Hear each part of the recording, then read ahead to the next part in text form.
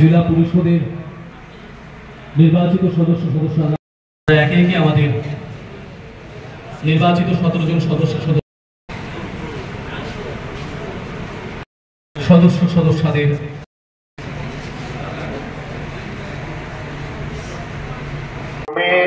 সিপাহীজলা জেলা পরিষদের সহকারী সভাধিপতি হিসাবে শপথ নেওয়ার জন্য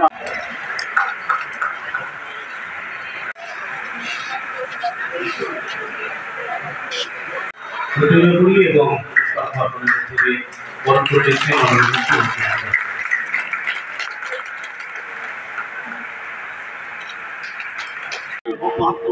সেই ধারাকে আপনারা এই ত্রিস্তর পঞ্চায়েত সেটা আপনারা করবেন। আর সিপাহীজলাতে বিশেষ করে অনেক কিছু করার প্রয়োজন। প্রধানমন্ত্রীজি বারবার বলেন যে ভোকাল ফর লোকাল, এখানে আপনাদের উপর নির্ভর করবে অনেক আমাদের যে লোকাল উৎপাদিত আমাদের থেকে আরম্ভ করে বিভিন্ন জিনিসপত্র আছে, সেইগুলোকে কিভাবে সেটাকে বাজারজাত করা যায়,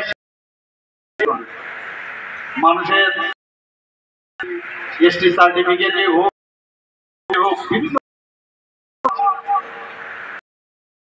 জলের ব্যবস্থা করা, রাস্তাঘাট থেকে আরম্ভ করে কোথাও টিউবওয়েল বসানো, অনেক ক্ষমতা কিন্তু আইনের মাধ্যমে পঞ্চায়েত অ্যাক্টের মাধ্যমে আপনার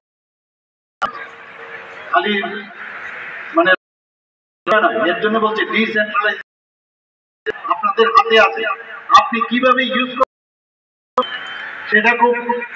এবং আমি এই সিপাহীজলা আজকে সেটা কিন্তু আজকে আমরা এখানে আসার পর উপলব্ধি করতে পারলাম। কাগজ কলমে আমরা সবসময় শুনি বা এটাকে ফিল করার যে বিষয় সেটা কিন্তু অনেক সময় আমরা বুঝি না, কিন্তু এখানে শপথ গ্রহণ অনুষ্ঠানে আসার পর যে সত্যিকারের অর্থেই ভারতবর্ষের যে বিকেন্দ্রীকরণের যে শাসন ব্যবস্থা সেটা কিন্তু আজকে আমরা এখানে পরিলক্ষিত হতে দেখেছি। এবং এটা খুবই প্রয়োজন, খুবই দরকার যে আমাদের পার্লামেন্ট থেকে আমাদের অ্যাসেম্বলি থেকে আরম্ভ করে ধীরে ধীরে এই ত্রিস্তরীয় পঞ্চায়েত এইভাবে যদি ক্ষমতার বিকেন্দ্রীকরণ হয় তাহলে মানুষের সুবিধা হবে।